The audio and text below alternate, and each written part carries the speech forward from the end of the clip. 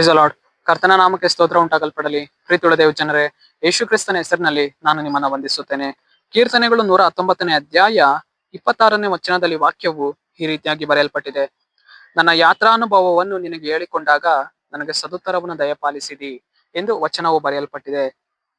ಅಂದರೆ ಪ್ರೀತಿಯುಳ್ಳ ದೇವ ಜನರೇ, ಕರ್ತನು ನಮಗೆ ಆತನು ಏನ್ ಮಾಡುವವನಾಗಿದ್ದಾನೆಂದರೆ ಸದುತ್ತರವನ್ನು ಆತನು ದಯಪಾಲಿಸುವವನಾಗಿದ್ದಾನೆ.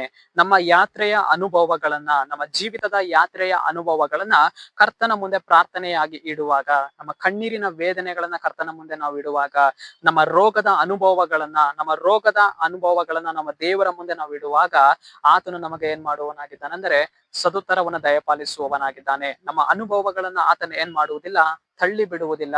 ಸ್ವಾಮಿ, ನಾನು ಈ ರೋಗದಲ್ಲಿ ನಾನು ಈ ರೀತಿಯಾಗಿ ಹಾದು ಬಂದೆ, ನನ್ನ ಜೀವಿತದ ಕಷ್ಟದ ಸಮಯದಲ್ಲಿ, ನನ್ನ ಬಡತನದ ಸಮಯದಲ್ಲಿ ನನ್ನ ಯಾತ್ರಾ ಅನುಭವ ಈ ರೀತಿಯಾಗಿತ್ತು ಸ್ವಾಮಿ ಅಂತ ಹೇಳುವಾಗ ಆತನು ಅದನ್ನ ಏನ್ ಮಾಡುವುದಿಲ್ಲ, ತಳ್ಳಿ ಬಿಡುವುದಿಲ್ಲ. ಆತನು ನಮಗೆ ಸದುತ್ತರವನ್ನು ದಯಪಾಲಿಸುವವನಾಗಿದ್ದಾನೆ. ಮಗನೇ, ಈ ರೀತಿಯಾದ ಒಂದು ಅನುಭವದಲ್ಲಿ ನೀನ್ ಬಂದಿದ್ಯಾ, ಮಗಳ ಈ ರೀತಿಯಾದ ಒಂದು ಜೀವಿತದಿಂದ ನೀನು ಹಾದು ಬಂದಿದ್ಯಾ ಎಂದು ಕರ್ತನು ನಮ್ಮ ಪ್ರಾರ್ಥನೆಗಳನ್ನ ಕೇಳಿ ಸದುತ್ತರವನ್ನು ದಯಪಾಲಿಸುವವರಾಗಿದ್ದಾರೆ.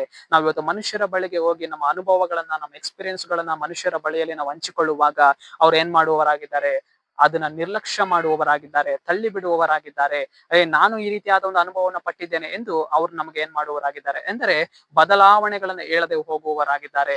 ಆದುದರಿಂದ ಪ್ರೀತಿಯುಳ್ಳ ದೇವ ಜನರೇ, ನಮ್ಮ ಕಣ್ಣೀರಿನ ವೇದನೆಗಳನ್ನ, ನಮ್ಮ ರೋಗದ ಸಮಯದಲ್ಲಿ ಇದ್ದಂತಹ ಒಂದೊಂದು ಕ್ಷಣಗಳನ್ನ ನಮ್ಮ ದೇವರ ಮುಂದೆ ನಾವು ಇಡಬೇಕು. ದೇವರೇ, ನಾನು ಈ ರೋಗದ ಸಮಯದಲ್ಲಿ ನಾನು ಬಿದ್ದಾಗ, ಈ ಸಾಲದ ಪರಿಸ್ಥಿತಿಯಲ್ಲಿ ನಾನು ಬಿದ್ದಾಗ, ಈ ರೀತಿಯಾದ ಒಂದು ಅನುಭವದಲ್ಲಿ ನಾನು ಬಂದೆನು ಸ್ವಾಮಿ ಅಂತ ಹೇಳುವಾಗ ಆತನು ನಮ್ಮನ್ನ ಬಲಪಡಿಸುವವನಾಗಿದ್ದಾನೆ. ನಮ್ಮ ಪ್ರಾರ್ಥನೆಗಳನ್ನ ಕೇಳಿಸಿಕೊಂಡು ನಮ್ಮ ಕಣ್ಣೀರನ್ನ ಒರೆಸಿ ಆ ಜೀವಿತದ ಕಷ್ಟದ ಸಮಯಗಳನ್ನ ಆತನು ಮಾರ್ಪಡಿಸಿ ನಮ್ಮನ್ನ ಬಲಪಡಿಸುವವರು ಆತನಾಗಿದ್ದಾರೆ. ನಮ್ಮ ಪ್ರಾರ್ಥನೆಗಳಿಗೆ ಸದುತ್ತರವನ್ನು ಆತನು ಕೊಡುವವನಾಗಿದ್ದಾನೆ. ಸರಿ, ನಾವು ಪ್ರಾರ್ಥಿಸಿಕೊಳ್ಳೋಣ. ಅಪ್ಪ ಕರ್ತನೆ, ನಿನ್ಗೆ ಸ್ತೋತ್ರ ಸ್ವಾಮಿ.